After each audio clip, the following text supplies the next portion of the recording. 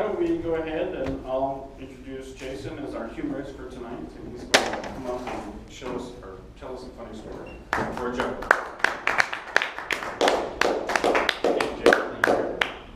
Well, as the king of the two-liners, I have a handful more. So what is yellow? And if it got in your eye, it would hurt a lot. What is yellow got in your eye? A bulldozer. Oh. So here's a really good question. You have to wonder why. Scuba divers, right? You always see them, they put their back to the water and they go in backwards. Does anyone know why they go backwards? To not keep your mask from being on top. No, if they went forwards, they would still be on the boat. Ah. These are my silent jokes. This is my favorite. Well, one of my favorites. Why does a chicken coop have two doors? Step forward and be a chicken sedan. Oh. Oh, that was good. So, Thank you. It's not Jared's fault. I would like to know, what is the biggest struggle you've dealt with, and how did you overcome it? Jason.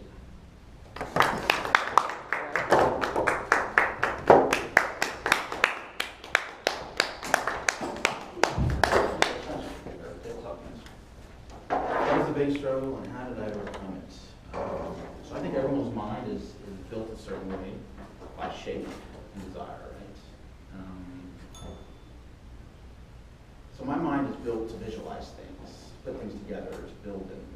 So when I'm talking to you, you'll notice every now and then I look away and I come back, so I'm actually visualizing what's going on. So my mind wants to be doing that. I lose track of a lot of things that are going on around me. At some points it's more difficult to communicate if I'm not telling myself, okay, stay in the conversation, don't visualize.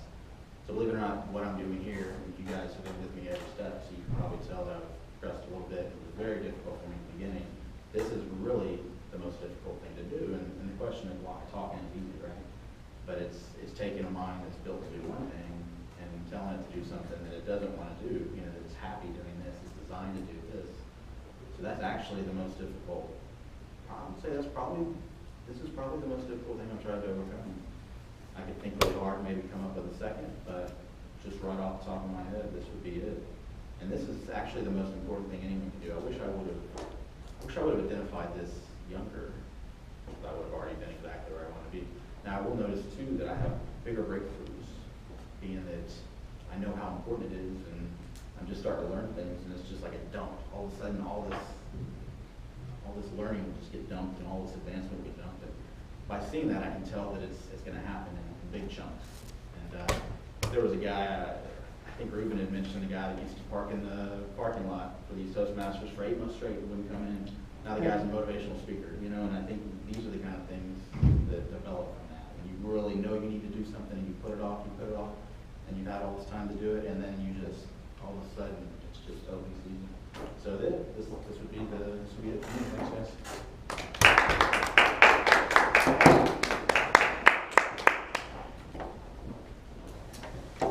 So Right we within work 2 minutes. hard and we try to succeed at things, and I'd like to know what your biggest success is in life. Diana.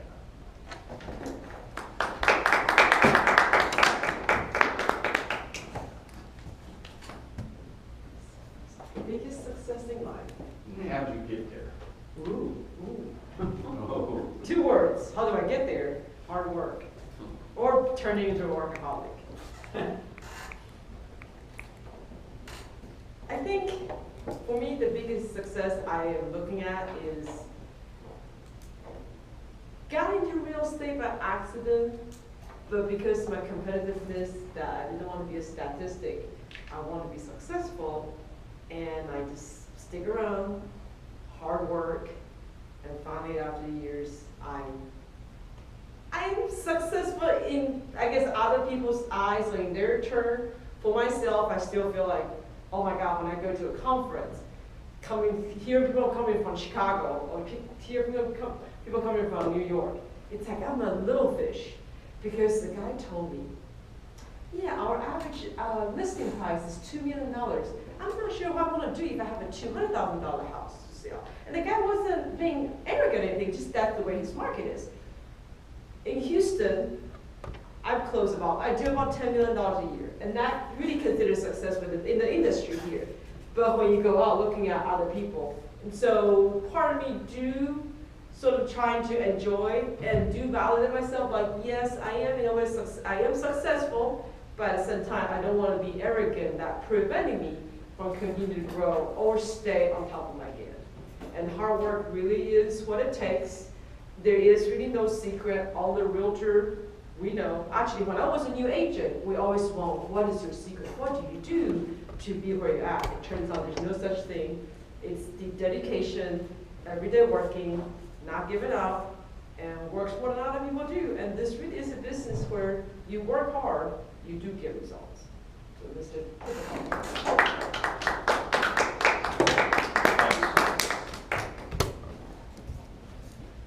So we oftentimes get inspiration from other people, seeing what they go through and where they've been. And I'd like to hear the most inspirational story that you have about someone else. Jared?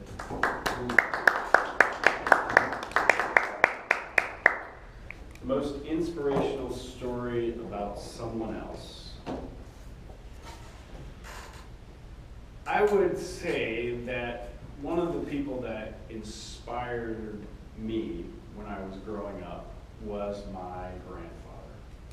He was a poor farm boy from South Dakota, of all places.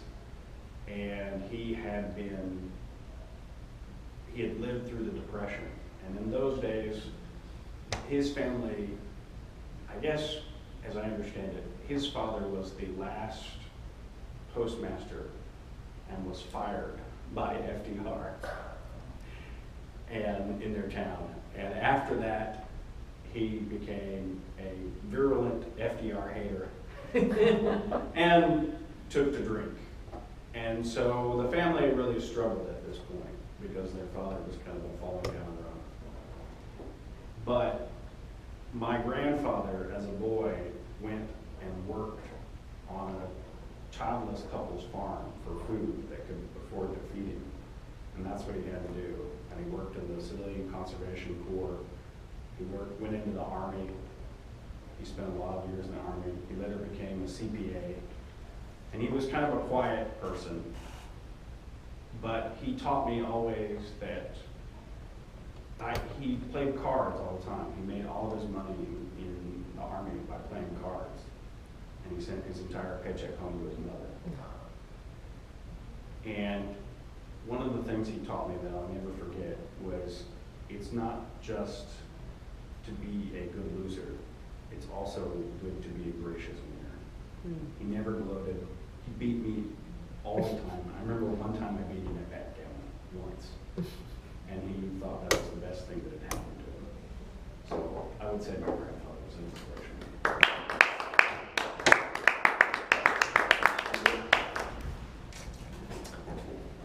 So April showers, you catch that on Sunday? Mm-hmm. The weather Yeah. was pretty bad. I was out of town and I came back in and the limbs were just everywhere, all over everyone's yard, so it was pretty crazy. But April showers, I'd like to hear how Hurricane Harvey affected you and what happened, if anything.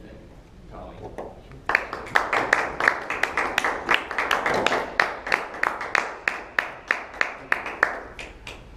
Hurricane Harvey, I do remember that. Where I live, my apartment, I was okay. I didn't get my flood in my apartment. The electricity was out.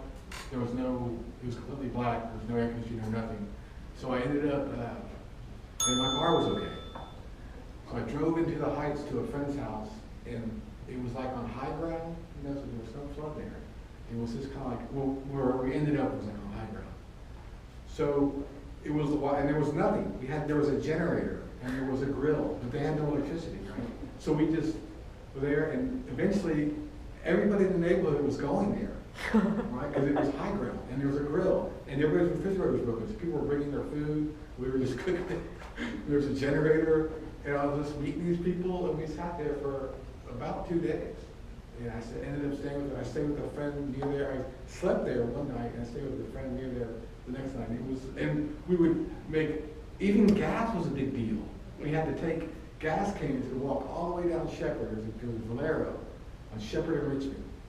And we would, and there was a time when gas was there, because the gas truck would come, dump so much gas in, and they would sell gas until they ran out. People were waiting in line for gas. People were waiting in line to charge their phone. Everything was out. There was no way to communicate with anybody. And the funny thing was, I called my job, which I didn't go to. I said, hey, and it's like the second day, and I was like, hey, yeah, hope everything's all right, and I'll probably, and they're like, we never closed.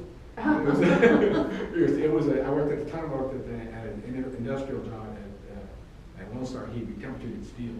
And they're like, we have generators, we never closed. You were expected to be here. And I was like, well, but they were okay with it, but it was, because they assumed the worst, luckily for that. It was such a, I didn't find it, it was a wonderful experience. I'd like to hear, what is your favorite flower or tree or things of that nature, BB? Thank